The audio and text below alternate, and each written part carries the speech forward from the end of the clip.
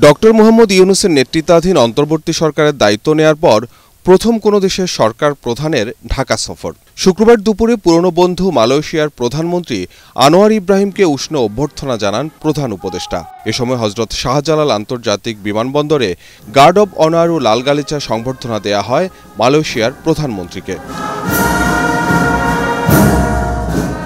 পরে দুই নেতা তাদের ঘনিষ্ঠ বন্ধুত্বের নিদর্শন হিসাবে একই গাড়িতে চড়ে দ্বিপক্ষীয় বৈঠকের ভেন্যু হোটেল ইন্টারকন্টিনেন্টালে যান। সেখানে একান্ত বৈঠক করেন ডক্টর ইউনূস ও আনোয়ার ইব্রাহিম। এরপর দ্বিপাক্ষিক বৈঠকে মুক্ত বাণিজ্য, কর্মসংস্থান তৈরি, ভিসা সহজ করা সহ নানা ইস্যুতে আলোচনা হয়। রোহিঙ্গা সংকট নিরসনেও মালয়েশিয়ার সহায়তা চান প্রধান উপদেষ্টা।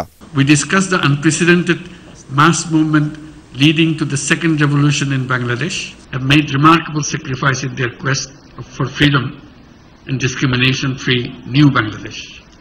Bilateral relations flourish through shared values, trust and appreciation of mutual interests. We renewed our commitment to take bilateral relations to a new height. যৌথ ব্রিফিংয়ে নতুন বাংলাদেশ গড়তে ডক্টর ইউনূসের নেতৃত্বাধীন অন্তর্বর্তী সরকারকে পূর্ণ সমর্থন জানান আনোয়ার ইব্রাহিম। আসিয়ান অঞ্চলে শান্তি প্রতিষ্ঠায় বাংলাদেশের সহায়তাও চান তিনি।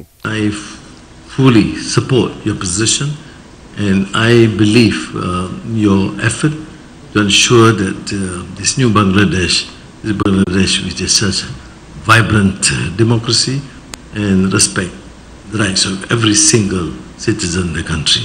কথা বলেন দুদেশের শ্রম অভিবাসন প্রক্রিয়া নিয়েও।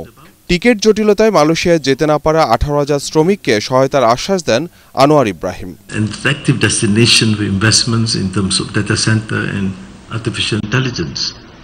But can we deny therefore the role of Malaysian professionals, and to an extent the role of many Bangladeshi workers?